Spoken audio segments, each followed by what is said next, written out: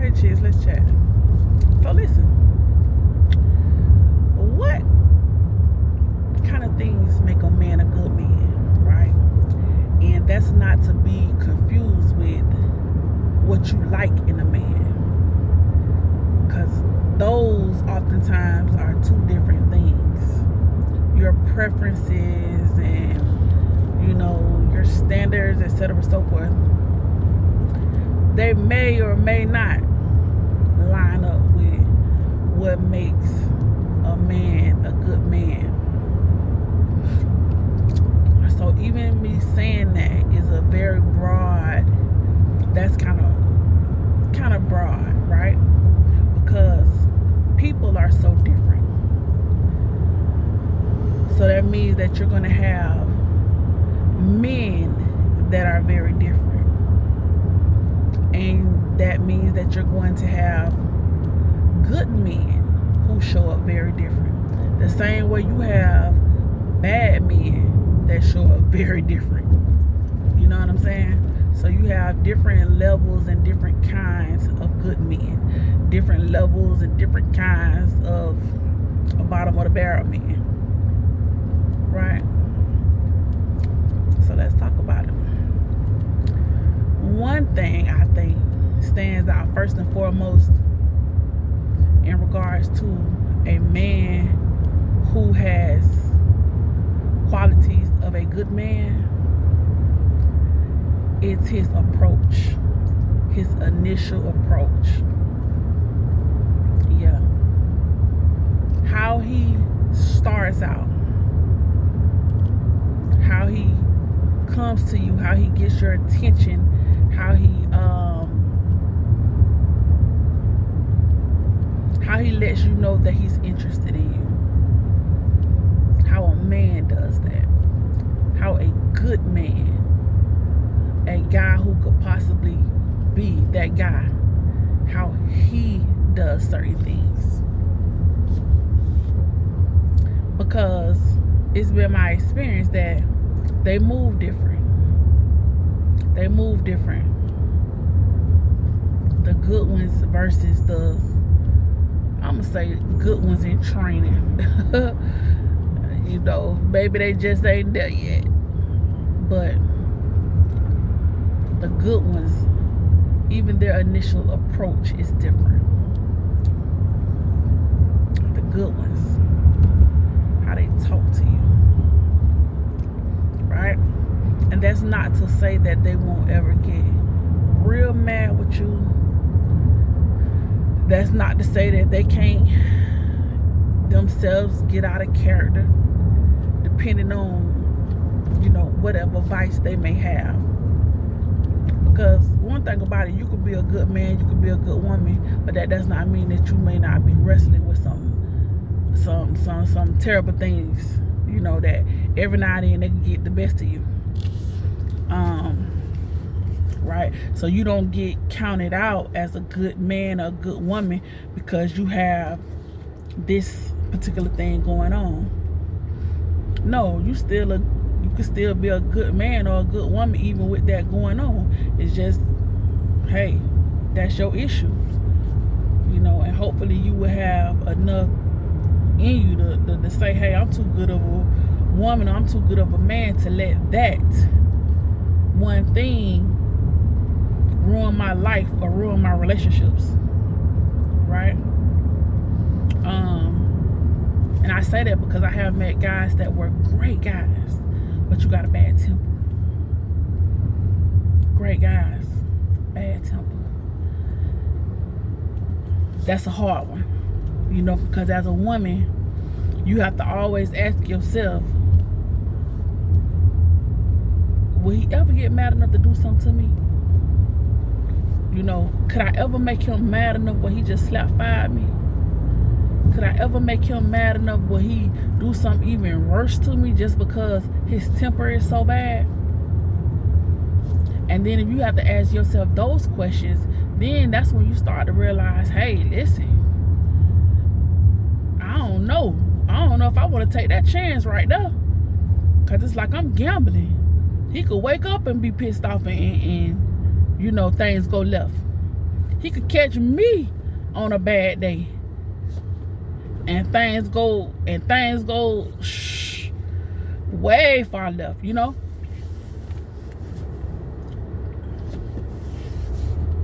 So it's always an interesting concept. You know, what makes a guy a good guy, what makes him not so great. But in regards to how he talks to you, that's a big part of good guy. And I'm not talking about a guy that's just sweet with his words. You know, it's beyond that. Like guys get so stupid with trying to, you know, talk good that that'll get on your nerve, because it presents like game. You know when a guy gives you a compliment and it's a genuine compliment and he means that. That's one thing. Versus when he done seen you and, you know, your looks are flattering to him and he responds to that. That's a different conversation. That's a different, it comes off different, right? How he talks to you when he's trying to get to know you. Because believe it or not, these days you actually have to talk. And yet these days you have some people that all they want to do is text. That's one of the most aggravating things ever, is a man that texts you all the time. That's aggravating. For my age group, put it like that. For my age group, that's aggravating. Because we come from a generation where we talked on the phone all night. Now to just get a good morning text, it's like, you in the kindergarten? What you doing?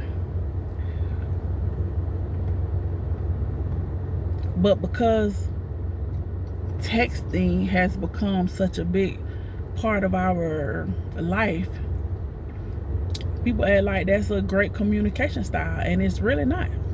Not for a relationship.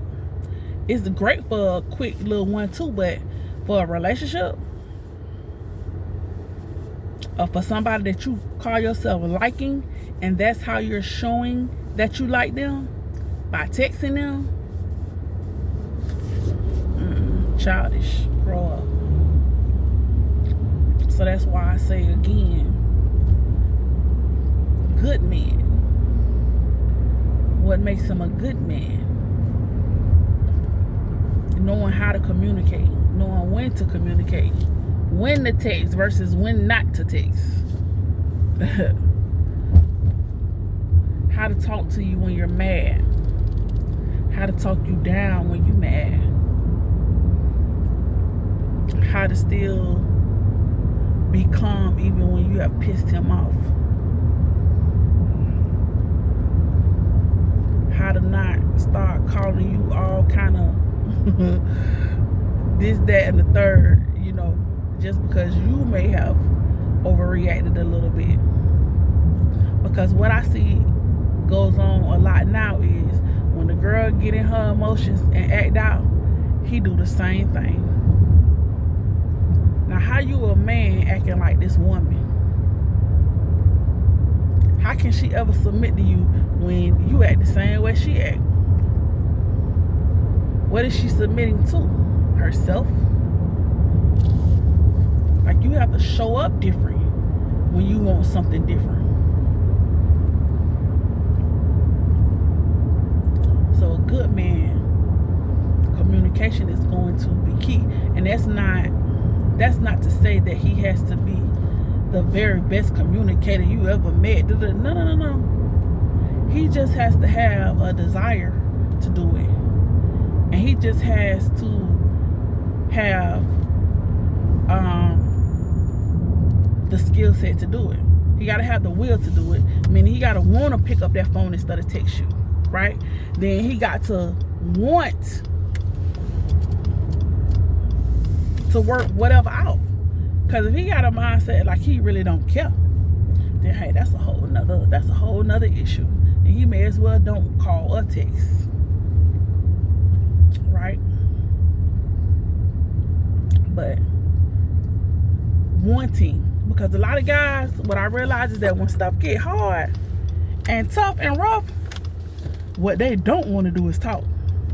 They will avoid you like the plague, especially if they think you finna argue or you finna straighten them or something. Oh no, baby, they don't want to talk. That's the last thing they want to do. Again, childish. And again, it's not characteristic of a good man, because anytime you go to hiding and not want to have conversations, and when a conversation is necessary, that looks very suspect. It looks suspect, and it looks like you're hiding something. Looks like you're automatically wrong. You know, so good man. What makes him that? It's something about that man's voice when he's talking to you. And I would say for certainty almost that the men that we have considered to be good men in our lives, they had a different level of patience and a different level of understanding when they spoke with us and when they talked to us. And what men don't realize is that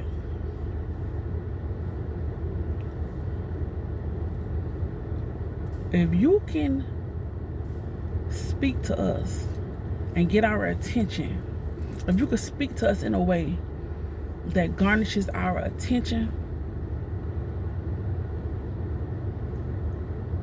and that commands respect in a way that does not degrade and dehumanize us, we don't mind that. We don't mind that. Because it's something about a guy that can talk to you in a serious way, and you know he mean business, you know he's serious, that it almost commands that I pay attention to him and that I return the respect factor. But if when you talking to me, you talking crazy, or you cursing, or you trying to fast talk me, or you trying to avoid talking circles. I ask you a question, you ask me a question, or you just shut down everything. Nothing about that says good man. And we still on communicating. We still on how you talk to me, all of this.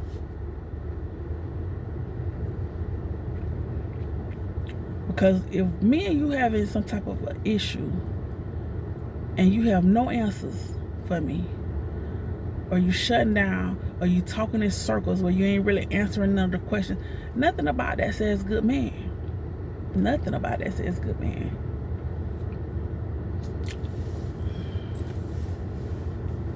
So that's a big deal. How you present in front of my family,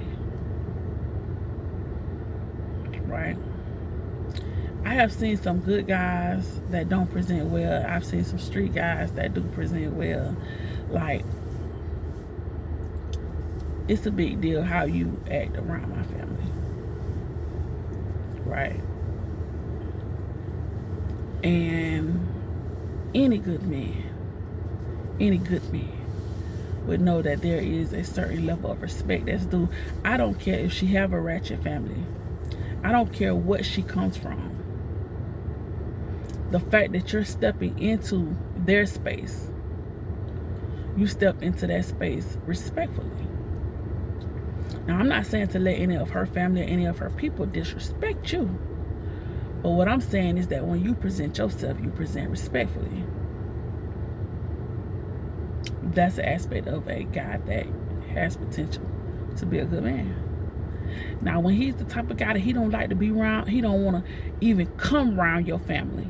He ain't interested in me, nobody. He really ducking and dodging. Your people come over there, he stay in a room. He's, you know, antisocial. He doesn't even try to.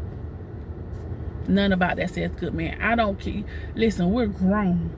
You can't tell me none about, I just, you know how people be.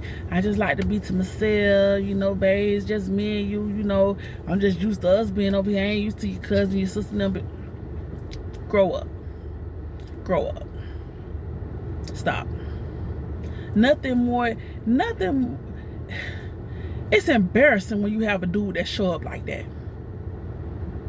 Your friends come over, he don't have no kind of hospitality. Now, I ain't telling you to be skinning and grinning in my friend's face and being crazy now, but there's no way that I want you to present like that to my friends. Like you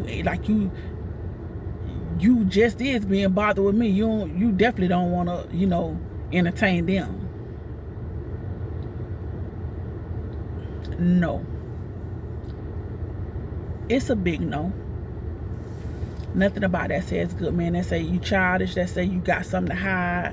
What you don't want my friends and my family to see your face? Because see, I instantly go to thinking like that. Oh, you don't want them to see your face. You don't want them to know who you is, because either they're gonna know you from somewhere else, or if they see you doing something else, then they're gonna be coming back telling me. You know what I'm saying? When I see dudes that get real iffy around people, friends and their family, like instantly you got something to hide. Instantly. No, dude. No. No. Mm-mm.